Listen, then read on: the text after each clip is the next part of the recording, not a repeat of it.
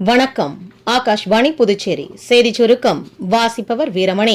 வெள்ளத்தால் பாதிக்கப்பட்ட மாநிலங்களை பிரதமர் திரு நரேந்திர மோடி விரைவில் பார்வையிட்டு நிலைமையை ஆய்வு செய்வார் என்று அதிகாரப்பூர்வ தகவல்கள் வெளியாகியுள்ளன.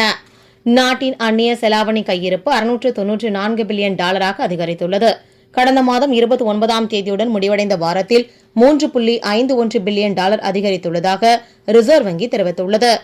சந்திர கிரகணம் நாளை 7ஆம் தேதி இரவு 9:57 மணிக்கு துவங்கி 85 நிமிடங்களுக்கு நிகழவுள்ளது.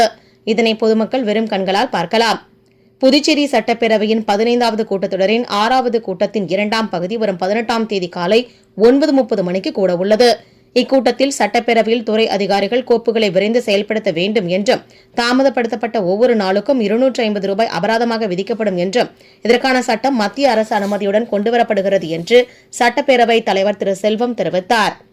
மேலும் தொழில் தொடங்குவதை எளிதாக்கும் சட்ட மசோதா மற்றும் GST 2வது சட்டத்திருத்த மசோதா ஆகியவை சபையில் தாக்கல் செய்யப்பட உள்ளது. தொடர்ந்து பட்ஜெட் அறிவிப்புகள், வாக்குறுதிகள் நிறைவேற்றம், மாநில அந்தஸ்து ஆகியவை குறித்தும் விவாதங்கள் நடைபெறும் என சட்டப்பேரவைத் தலைவர் திரு செல்வம் கூறினார்.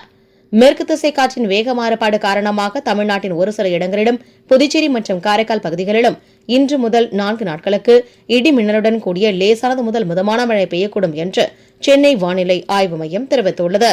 இந்திய கைப்பந்து அணியின் முன்னாள் முன்னணி வீராங்கனையான தமிழகத்தைச் சேர்ந்த ஸ்ரீமதி நினைவாக அவருடன் இணைந்து விளையாடிய வீராங்கனைகள் சார்பில் மாநில அளவிலான கைப்பந்து போட்டிகள் சென்னை நேரு ஸ்டேடியத்தின் B மைதானத்தில் இன்றும் நாளையும் நடைபெறுகின்றன. இப்போட்டியில் ஆண்கள் மற்றும் பெண்கள் பிரிவில் தலா 6 அணிகள் பங்கேற்க உள்ளன. இத்துடன் இந்த செய்திச் சுருக்கம் நிறைவு பெறுகிறது.